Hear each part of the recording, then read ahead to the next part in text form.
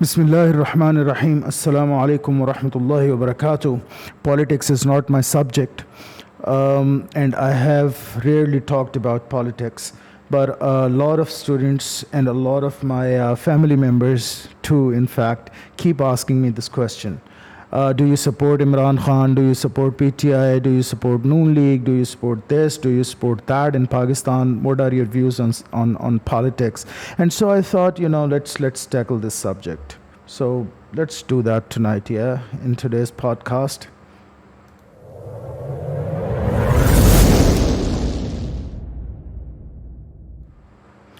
First thing that you need to understand is where I'm coming from. I'm primarily pro-caliphate. I think caliphate is this is the system of Islam. Caliphate is the best system that is available for human beings. You can look at our khilafah, the khilafah that began with Abu Bakr radiallahu anh and ended on Imam Hassan radiallahu anh. He was the fifth caliph. And Rasulullah sallallahu alayhi wasallam in a sahih hadith said, "Alaykum bis sunnati wa sunnatu khulafa ar-rashidin al-mahdiyyin ba'di addu alayha bin nawajis." Aw kama qala alayhi salatu wassalam. It is fard on you, alaykum. It is fard on you, it is mandatory for you that you follow my sunnah and the sunnah of the caliphates. Addu alayha bin nawajis. Hold on to this with your molar teeth. It's a very emphatic command. So, I am pro-caliphate. My problem with politics in Pakistan is not really a party. I'm not necessarily against Imran Khan. I think he's the best choice in the given circumstances, and definitely if there is a way forward, it is through Imran Khan in today's Pakistani politics. Definitely. There are no two ways about it. These Noon League people, People's Party, they are all corrupt politicians. Everybody knows that. They have damaged our culture. They have damaged our economy. They are criminals, sheer criminals. So everybody knows that, right? It's not a state secret or anything. I'm not criticizing the government because recently a law was passed. If somebody is criticizing Pakistani government on internet, they'd come and get you, put you in jail and torture you. So yeah, I'm not criticizing the government or any government. I'm criticizing individuals. Individuals I can criticize. There are known criminals in People's Party, in Noon League, all of these people. Everybody knows about them. And so what I'm saying is not maligning anyone in particular, generally speaking. And Imran Khan in today's politics is the only leader that is free of any such corruption. Yeah, there are corruptions here. There we hear and see scandals here and there. Tosha Khana this and Tosha Khana that, or this friend of his wife, whatever she did.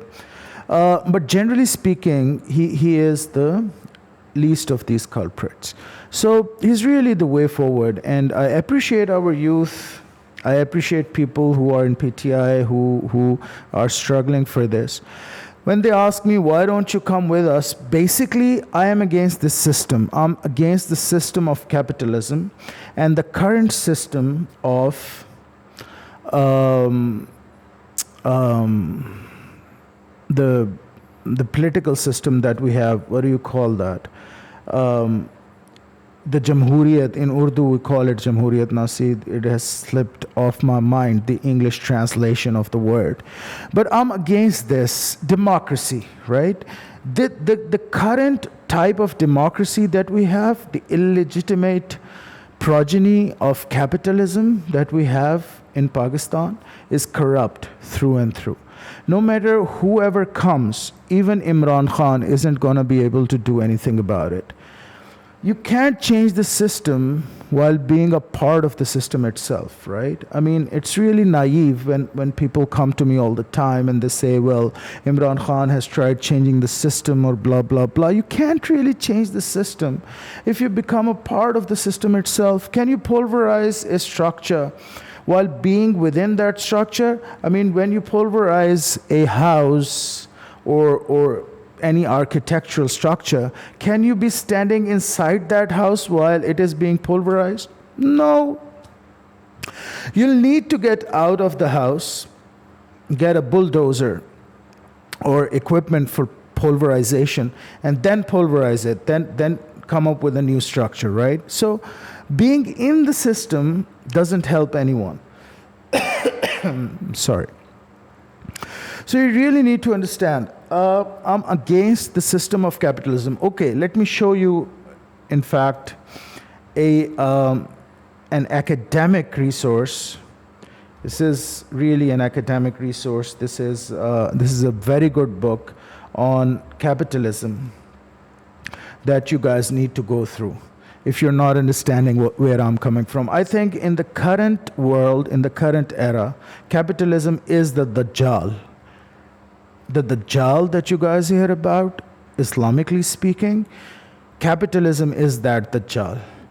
And this is an excellent book that you guys need to go through if you're not really getting what I'm saying. It's called Capitalism's Achilles Heel, Dirty Money and How to Renew the Free Market System. It is a book by Raymond W. Baker. It is written academically.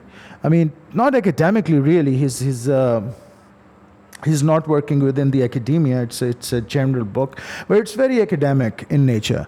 And so you need to sit down and study it and understand it in order to benefit from this book. And I highly recommend it.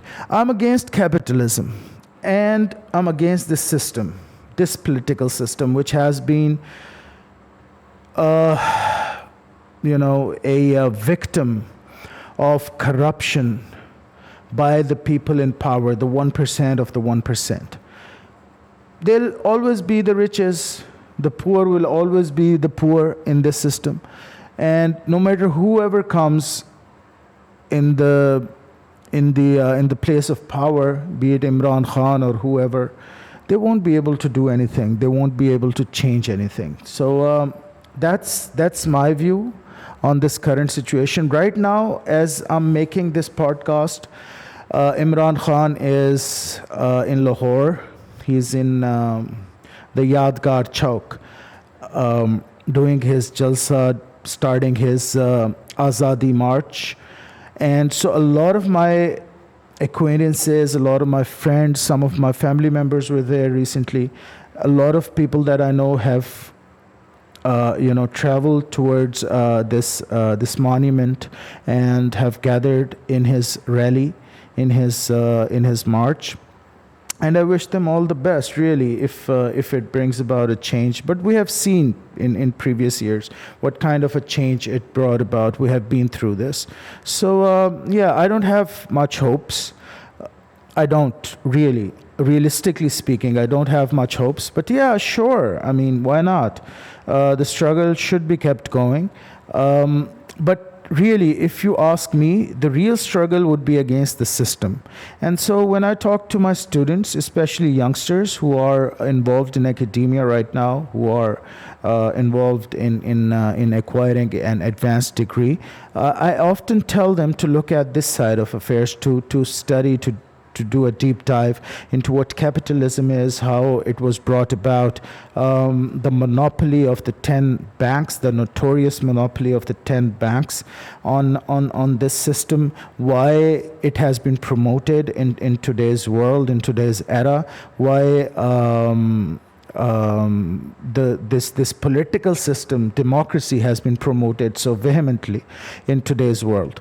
Why did number one superpower in today's world, which is the United States of America, invaded countries on the basis that they wanted to implement democracy in those countries? So there is something behind it. And if you're shutting your eyes on this topic, if you are shying away from these sides of affairs, it's not going to help anyone. So really, dive into this, study this, see for yourselves what capitalism is. No matter whoever comes into power, whoever, nothing is going to change unless and until you bring about a revolution to pulverize the societal system called capitalism and the political system called democracy, which is really the illegitimate progeny of capitalism. Either of them cannot survive without the other. So capitalism needs democracy, because what does democracy do? Primarily, what does it do? It dehumanizes you. No matter how well-read you are, no matter if you are a scholar or not, you're still going to be just weighed against one vote.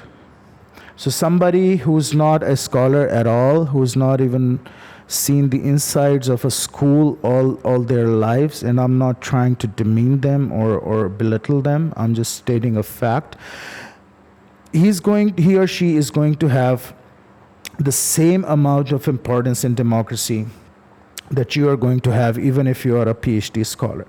So, I'm sorry. So it cuts you down, it cuts you short.